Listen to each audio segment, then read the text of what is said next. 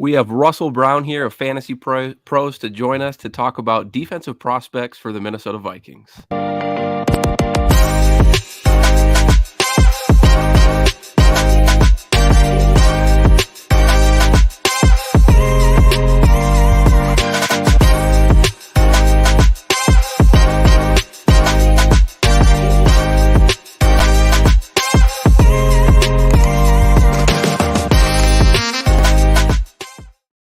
Hello and welcome back to another episode of Vikings Happy Hour, sponsored by Lake Monster Brewing, and that's Badass Wood Art. Remember to use promo code CTPocket for 20% off any one item on that'sbadasswoodart.com. And while you're here with us watching, please remember to go like and subscribe to our YouTube channel. Our goal is 3,000 subscribers by the NFL draft, and we're getting there. We got a few weeks left to go, a little bit under a month until the NFL draft, but we can only get there with your help. So thank you guys for that.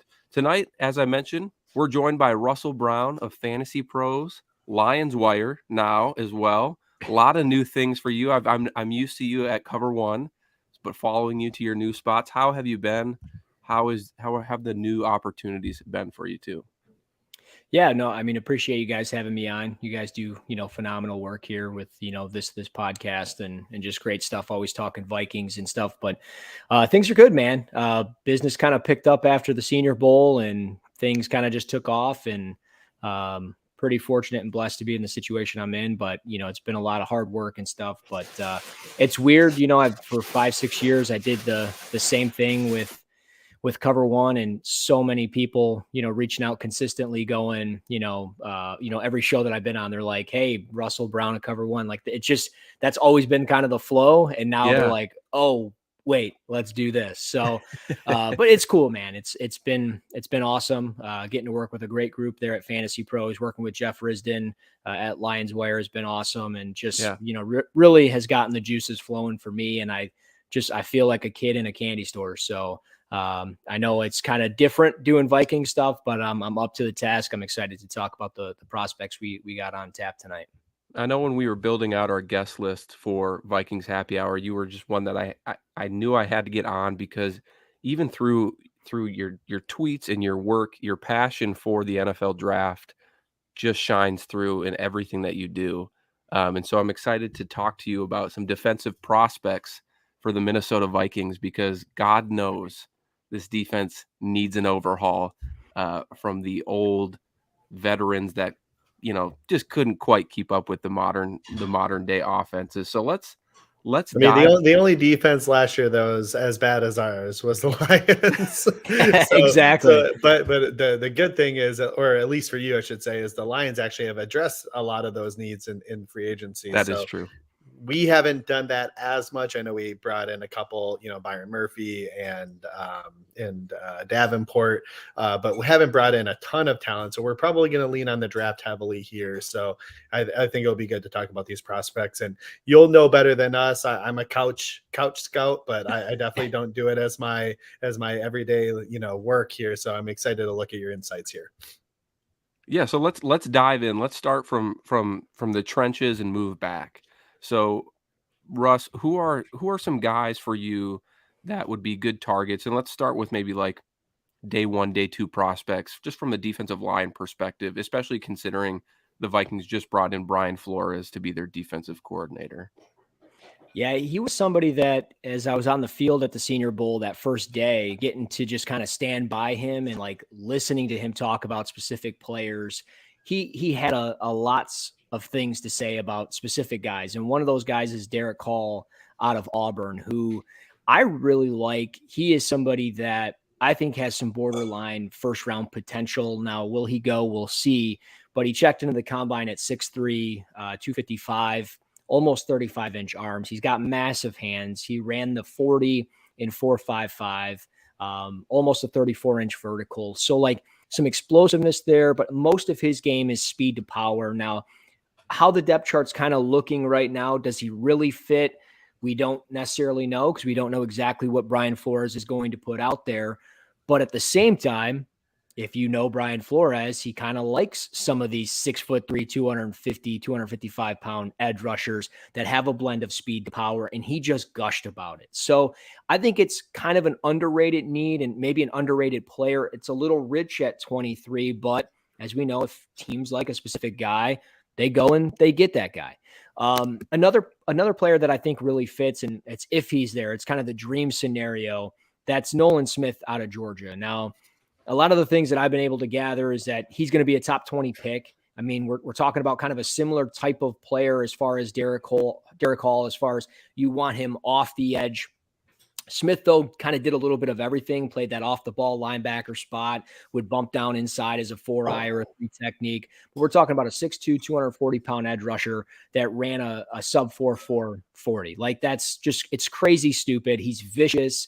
He loves contact. He blows up split zone blocks.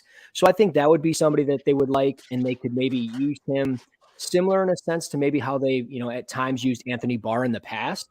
Yeah. And maybe they could move him all around. But if they didn't go that route, as far as kind of the 6'2", 6'3", sub 250-pound guys, the one guy that just always flashes to me is Lucas Van Ness from Iowa. And when you look at just edge rushers that are 6'5", 272, a former hockey player, the guy had more penalty minutes than games played or points scored in high school hockey. But it, like, high school hockey, Minnesota, like, it all just kind of gels, right? But he's also versatile. He can play 4-eye. He has great speed to power, great length, really heavy hands, and really big hands that are 11 inches. And he put up 17 reps to the bench. He ran a 4.6, a sub 4.6 40. So I think those are like the first 3 guys that really stand out at 23 off the edge. I don't know about anything as far as interior. Would they go that route? I mean, are they happy with Tonga there in the middle? Would they be, considering anybody other than Harrison Phillips?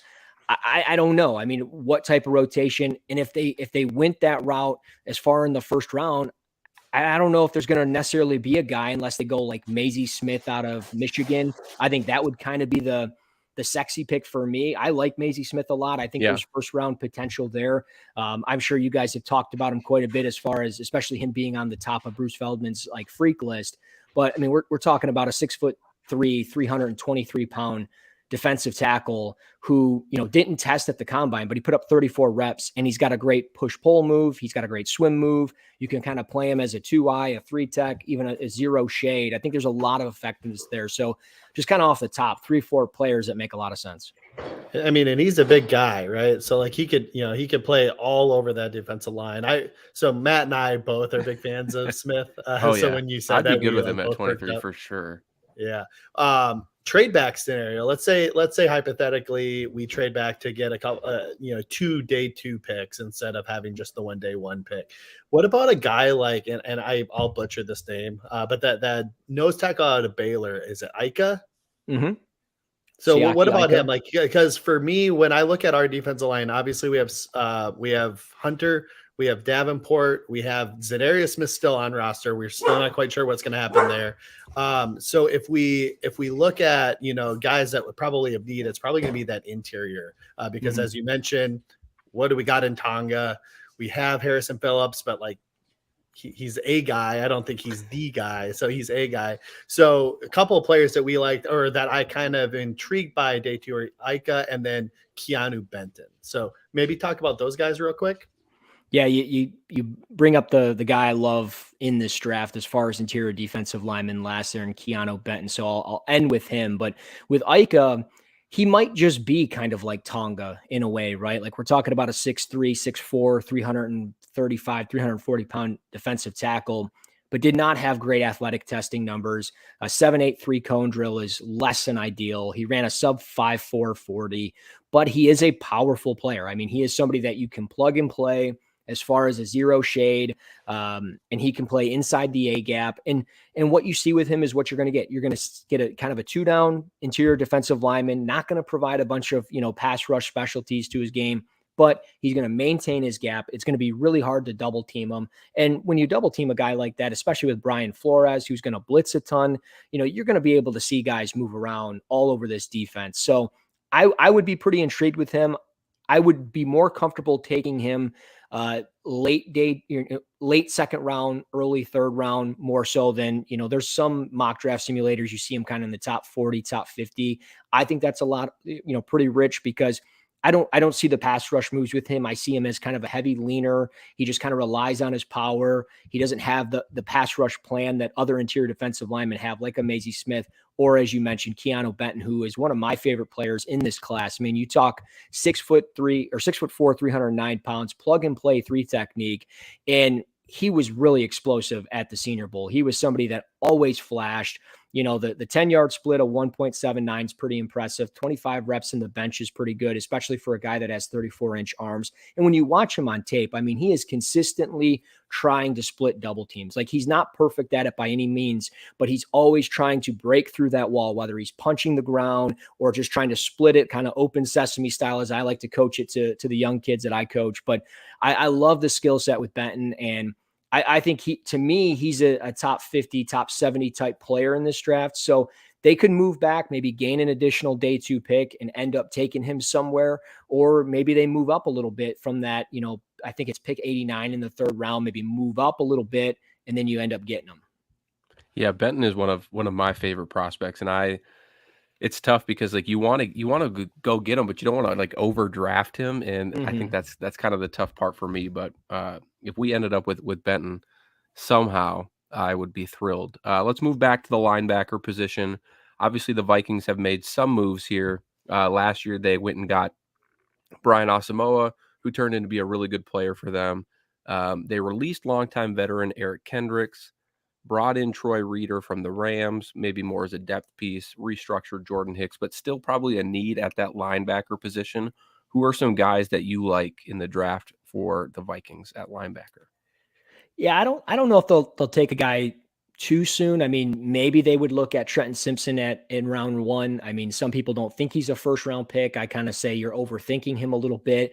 If you get him a designed role with that athleticism and he has that defined role, I think he can be a pretty good pro. And I mean, when you have athleticism and versatility, it's too hard to pass up on those guys. So Trenton Simpson is obviously, an easy answer, but one of my favorite kind of day 2 picks is Henry Tutu from Alabama. I probably butchered his name. I do that all the time, but 6'1", 227. I thought he tested pretty well, 4'6", 240, but he was really somebody that consistently on tape showed ways to disengage blocks. I thought he scraped over the top pretty consistently. He read the field very well. He would sift through traffic. And I just liked his athletic profile, and then just the explosiveness that he kind of plays with. He kind of fits the more modern day linebacker. We don't see these 6'2", 250-pound linebackers anymore. Like, we are getting these 6'1", sub 230 guys, and that's exactly who he is. So I don't think you want to, like, overspend on him. But again, if we look at pick 87 or a potential move up for him, if that's your guy, I think he would make a lot of sense, especially if Flores wants to utilize that guy, in coverage or when blitzing. What's up, real quick, just because there's some vernacular used, and I think a lot of the listeners probably understand a lot of them. One of them that I haven't really heard too much of is scrape off the top. What do you mean by that? Just so we can all be more educated in that term. Yeah. So with linebackers, they align in kind of different gaps or alignments. So like with a defensive end, he might play in a 4-eye, which is inside shoulder of the tackle. 5 tech, he might line up, head up on the tackle. It's kind of the same thing here with linebackers. They'll line up in a 0-0. So they're essentially in the A gap, or they're in a 10, 20, 30, 40. It works its way all the way down outside the tackle box. So for example, he could be aligned in a 40, and it's essentially kind of like that 4-eye as we talk about with defensive ends. As he scrapes over the top, if he's on the right side, he's playing right outside backer and the ball's going to the left and away from him, he scrapes over the top. And as that, let's say it's like an outside zone and the running back wants to cut it back inside, as he scrapes, he meets that running back for that cutback, and he's just scraping over the top, and he meets him in the opposite A gap or opposite B gap. And sometimes it's farther outside. It could be in the C gap. It just kind of depends on that particular play. And I know maybe I'm going even deeper with alignments and gaps and things like that. But that's essentially what we're talking about when we're saying he's scraping over the top. Awesome. Another day two guy that I've been like on the hype train since basically the draft started is Overshone. Do you like him? What does he do well? Do you think he would fit this defense well? Personally, I like his ability to get basically sideline to sideline ability, and he's great in coverage. He struggled big time, not last year, but 2 years ago in doing what you were just talking about, scraping off the top and being able to sift through the garbage and make tackles. But he did improve upon that quite a bit this year. So talk to me a little bit about him and if you would like him as a fit here. I do like him. He is a player that I think is more of a day 3 pick for me. I don't love him. I thought he tested really well though at the combine. I mean, as you saw, 10 foot 4-inch broad jump is really explosive. A 4.56 40 is pretty good. 6'3", 229 is great size, but he's going to be a guy that blitzes a lot. I mean, that's where he makes his money, and he's going to be kind of that sub package, specifically on third downs. He's going to make money because he can drop into coverage and he can blitz. But my biggest problem with him is his ability to disengage blocks and engage blocks and get rid of blocks and shed them. He's only got 32-inch arms. So that explains why, for me, why I thought he struggled with that. There were a lot of times he was trying to run through the arms of offensive linemen, and we already know you can do that in the Big 12 all day long and you'll make money. But in the NFL, you're going to get caught. We're going to make highlight tapes of you every Tuesday when the all 22 drops. So like, those are my biggest concerns with him. I do like him. I think he'd be a good fit in this defense. So I'm glad you brought him up, because as we mentioned, Flores is going to blitz. He's going to get aggressive. A guy like that's athletic, he can play that role. So I think it's a good fit. It's just more so about the price tag. Where are you going to take them? Don't take them too soon, because I don't think you're going to get the same production as you do other linebackers. But I mean, I could be wrong. I could be way wrong. I could say Jack Campbell's the best backer in the class and he ends up sucking, and Overshone ends up becoming a 3-time All-Pro. We'll see. Yeah. It's all a guessing game at this point. Yeah, exactly. Yeah. Before we transition to the secondary, which I feel like is mainly where people want to see the Vikings go in the draft, any other sleeper linebackers that you might have, maybe day 2, day 3? Yeah, I like D. Winters quite a bit from TCU. He was somebody Myles that big on him. Yeah. I thought on the tape it really stood out. Again, we talk about short arms. He has 31 and 5/8 inch arms, but 5'11", 227, a little bit of a smaller guy, probably more so going to play as that will linebacker, but he ran a sub 4.5 40, not overly explosive, but he's just kind of always around the football. And I think it's one of those guys. And there's a saying that I learned from Jalen Smith watching him break down film. And he had a saying back when he played with the Cowboys was slow till you know.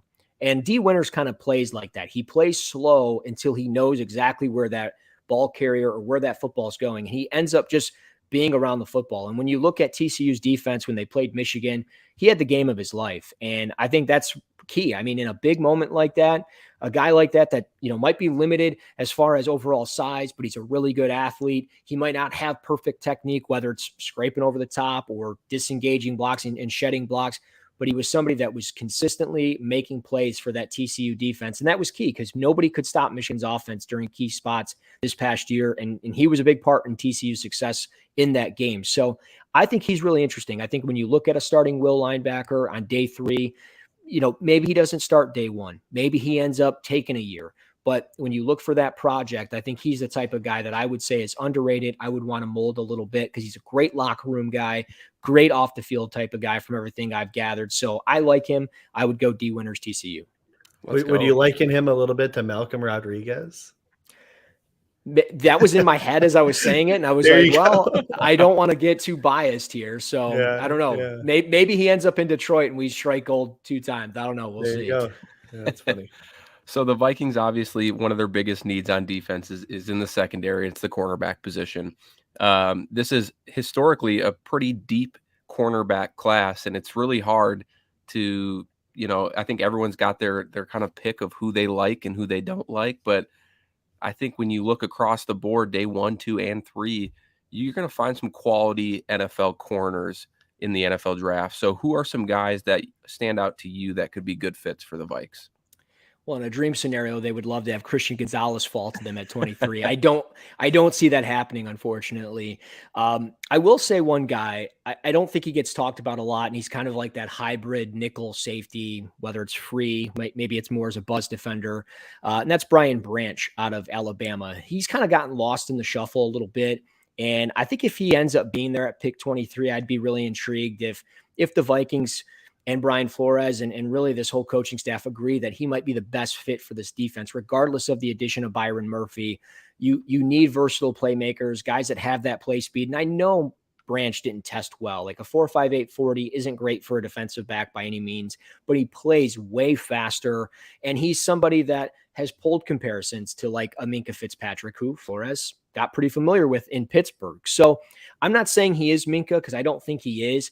But when you have a guy that can come up and do a variety of things, he's up and physical, he can play through the catch point. He is somebody that can, he shows the ball skills. I think it's all there for Brian Branch, and he's overall a pretty good tackler. So I think at 23, that would be kind of a sneaky pick for them and maybe the best fit for them overall. So they're not forcing a Cam Smith out of South Carolina, who might be a little bit of a bigger project. You get that sure thing with Brian Branch, I think, at 23. But another guy, Deonte Banks, Maryland. I'm sure you guys have talked about him a ton. He's probably the most commonly mocked player to the Vikings, and rightfully so. 6 foot, 197, super physical, ran a 4.35. Like, you love the skill set. And there are times on film where I'm like, I don't care that he just got called for pass interference. I freaking love this kid. But I do know that there was, kind of a report around the combine or around kind of the start of pro days that Banks had maybe some bad interviews. I don't know if it was more character stuff or maybe it was just a rumor and the rumor can get squashed. But I still see him enough in the first round where I think it's warranted. And for the Vikings, he would make sense. I mean, you're looking for maybe a potential true number one corner to be that press man guy if there's a lot more, press man stuff coming. And Banks, I think, fits that. So I would love to see him I'd be kind of terrified to see him in the Vikings because I think it would be a good overall fit for him. But at the same time, I think, for drafting good football players between Brian Branch, Deonte Banks, I think one of those two guys would be kind of home runs for the Vikings secondary. Do you think that it could be more beneficial for the Vikings to address cornerback in round 2 or round 3, just given how deep this class is? It could. I mean, it just depends on how far they're willing to let some of the talent fall, because, is Julius Brent says, and you know better than anybody about my love for this kid, but is he going to be there at pick 87? Probably not. Are you going to have to move up to get him? More than likely. But are you content with Clark Phillips out of Utah, who has fallen drastically down boards and is more of a nickel, where Brian Branch is, I think, a lot more versatile. You can get a lot more out of him at safety and nickel. Whereas with Clark Phillips, you're pretty much getting him as a nickel. And there were times like he just looked disinterested in contact this past year. He took kind of a step off as far as just his testing, and things just weren't great for him. I mean, he's still a good player, but another name, Tyreek Stevenson, Miami, Florida. Are you going to be able to get those guys? So I just don't know if the drop off between 23 and 87, I mean, we're talking 64 picks. I mean, essentially 2 rounds of draft picks before, they get another pick. And I just don't know if it's worth the wait, if that's your biggest need. And if you can find a valuable pick, whether it's Joey Porter Jr., some of the names that I mentioned in round 1, I think you just end up taking that guy. And maybe this is where the trade back situation happens. Is a team really interested in, potentially a Bijan Robinson? Maybe he falls down the board. I don't see that happening, but if he does, maybe a team drafts, trades up to get him. Is there a receiver that a team wants? Maybe they trade up and get him. So I think it is, though. Maybe somebody wants to trade up for Hendon Hooker. Yeah, I was going to say that. I really was. That was going to be my next point. I think it's possible. And I don't know. I think if your guy is there in round 1, you got to take him. Yeah. Yeah. I was going to say a couple other guys that I was, when you started talking about the versatility of Brian Branch, I thought you were going in a different player direction and on more of a day 2 pick as Jamie Robinson out of Florida State. I watched him tear up the Oklahoma Sooners in the bowl game this year. And I came away obviously really impressed. So I'm like, all right, let's go look at the tape. Again, not quite the Brian Branch level, a little smaller as well. Probably, I think he tested a little faster than Branch did. But again, the ability to kind of play, he has the ability to play single high. Probably don't want to have him do too much of it. He's more of a two high kind of guy. And then again, the ability to get into that nickel spot and play man coverage. I think he did that pretty well this year. Do you like him at all? As again, we're talking third round probably at this point. Yeah, no, I like him. I think he's definitely a day 2 pick. One of those guys that I think if you find the spot for him, he's going to end up, I think, finding success because he's feisty, he's physical. Guy loves to tackle. He did test right around the same as Brian Branch. I think he ran a 4.59 40, if I remember correctly. And I saw some of the comments talking about 3 cone drills and 40 times. I get it. It's not above all be all, but when you're talking about specific players, and I'm just going to reiterate this so the audience knows, 3 cone drills might not matter for every position, but it does matter when you're talking about corners, defensive linemen. We want to see hip fluidity. We want to see guys that have the ability to run the arc and they can, flip their hips. The same thing with defensive backs. You need them to kind of have that straight line speed, because if they go schematically to a press man situation, speaking from experience as a team that drafted Tease Tabor in the 2nd round, and he ended up running a 4.62 40, and we ran a lot of press man that year, he got burnt and couldn't recover. Why? Because he couldn't run in a straight line. So that's why I kind of stress some of those times in numbers. It's not the above all be all, but that's the thing with Robinson. It's not going to really hurt him no matter what, because you mentioned maybe not single high, but more of those 2 high looks you can play him, and especially as like a buzz defender where he can come down and maybe you've got a reliable free safety that can kind of rotate over the top. He buzzes down and he makes those plays. I think it's a home run. So I like him. I think at 87, he's potentially a realistic option for the Vikings if they ended up, passing on a defensive back in round 1 and they went Robinson in round 2 or round 3. Perfect. Well, I mean, we went through all the positions there, highlighted some players. Obviously, a lot of time between now and the NFL draft, so things can change. Teams can sign some more guys, making positions less needy. Hopefully the Vikings can take that mindset into the NFL draft and draft best player available. But I'm thankful to have you on today, Russ, to kind of talk about all of this stuff. So for all of you guys watching and listening, you can follow Russ on Twitter at Russ NFL Draft. You can also find his work on Fantasy Pros. You can find his work on the Lions Wire. It's great. Any interesting projects coming up, Russ, in terms of that? That's a good point. Yeah, I'll have something dropping with Fantasy Pros next week. Every Monday, I'll be doing a stock report for certain players, kind of things that I'm hearing on guys, or just guys that I'm watching that might be moving up the board. And then the following day or the following other day, so either Tuesday or Wednesday, I'll be doing kind of a new project that we're kind of working on right now, but it'll be essentially kind of a mini draft board for every team across the league. And we'll start tying some players to specific teams off of visits or specific things of like just interest or just overall team fits. And, you might see the Carolina Panthers with just 1 player on it, might be just CJ Stroud. It could be the Lions with, 7 or 8 players because it got 2 first rounders. You might see 3 or 4 players for the Vikings. We'll just kind of see what it is. And that those are kind of the big things at Fantasy Pros, and then just Lions Wire. I mean, it's just all Lions stuff. So if you want to learn about the opponent, I got you covered. We'll have to get you on this offseason or this season on the weeks we play the Lions and get your perspective. Yeah. So appreciate it. But thank you again, everyone in the comments. Please don't forget to like and subscribe. We have a ton more guests coming up, including Chrissy Freud this Wednesday to talk about quarterbacks in the upcoming NFL draft. So make sure you tune in for that one. But until next time, SKOL Vikings.